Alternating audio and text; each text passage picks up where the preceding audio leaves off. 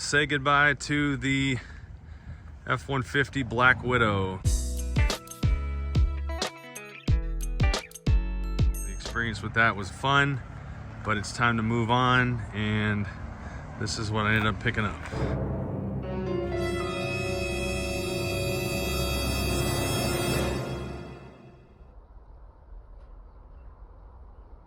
Okay, so let's talk a little bit about this vehicle. So this Rubicon is used. It's a 2022 Rubicon 4xe in the Sting gray color.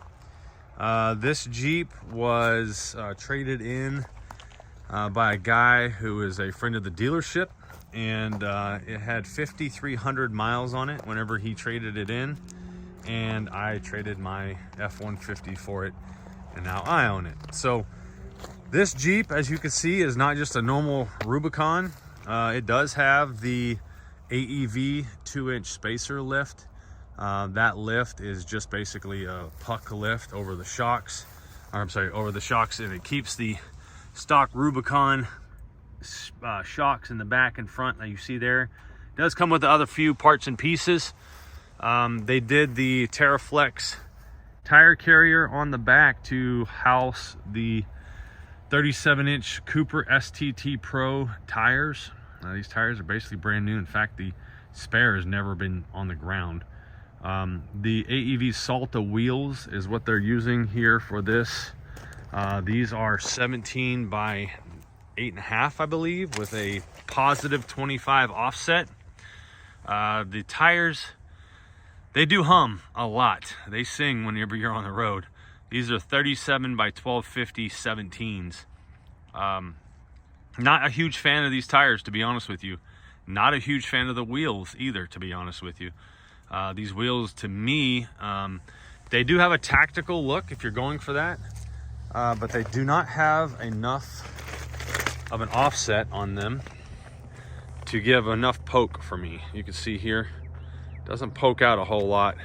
The wheels themselves and the tires are pretty flat. There's no deep dish, there's no concave. It's just really flat. So not a huge fan of that, to be honest with you. You're just like, well, why did you buy the Jeep? Well, I didn't buy the Jeep for the wheels and tires, that's for sure. I bought the Jeep for the color, the 4xe, and the fact it was a Rubicon. So I like the little powder blue accents. This Jeep has a lot of options. As you can see here, it has the front trail cam right there. And it also has the LED option lighting on the fogs, headlights, as well as the turn signals. Telling you, these LED lights are bright. But one thing that was not done on this Jeep whenever the lift was installed was adjust the headlights. The headlights are still up high and in everyone's face. So that's one of the first things I'm gonna do. This is, like I said, a hybrid. This is the 4xe hybrid right here.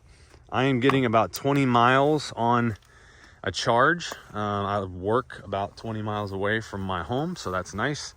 I can charge it at home in about 12.5 hours, full charge, and get to work without using any gas. And then I can turn right back around and charge while I'm at work, because my work has a J1772 charger, and I can charge on that level 2 charger in about 2.5 hours, get fully charged, and drive home. So if I went to work and came home and that's all I did, I would never use an ounce of gas, which is pretty cool. So, all right, so enough about the outside. Let's go inside the Jeep. Does have the Alpine speaker you see there. This is the Alpine system with the subwoofer. This is my doggy cover for the back end. Of course, you have all kinds of storage underneath as well. Not all kinds, not a whole lot, to be honest with you. One thing I'm going to miss about the F-150 is the storage space. This doesn't have a lot of storage, but I know that. So one thing you're going to see here is the leather that's tan, the tan leather Rubicon, as you can see there. This is not custom. This is straight from the factory, custom ordered this way by the previous owner. Not a huge fan of the tan leather. again, something else I'm probably going to end up changing. The hybrid buttons are here. So the vehicle starts out in the hybrid mode, and it will use gas or electric depending on what's best for the situation and the driving style. If you want to put it on all electric, you can, which I have been doing, going back and forth to work. E-save is if you want to save the battery for later use, and that uses only gas. So you have gas and electric here. You have only electric and only gas, basically. This is to open up your fuel door, obviously. Gauges are like any other standard Wrangler gauges. This does have the larger 8.4-inch screen, as you can see here. So that's nice. I do have the blue on there as my option. So yeah, there's that. Not a lot of storage in the console, but we're gonna fix that as well. Let's go into the back.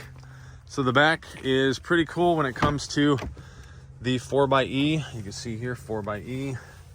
It has the flip up seats, and this is where your battery lives. This is where the full battery for the battery power on the vehicle lives. Not your 12 volt that you normally have. That's in the front still. This is your battery for that.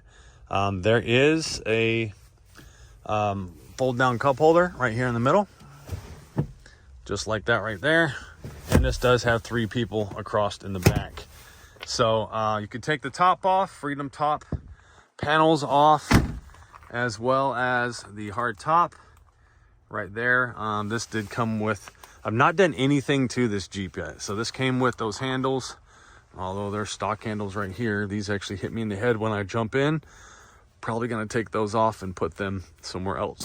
Maybe in the back, we don't know. These floor mats, all-weather mats are cool, but the previous owner or the detail shop sprayed it with some Armor All kind of stuff, so they're super slick and slippery.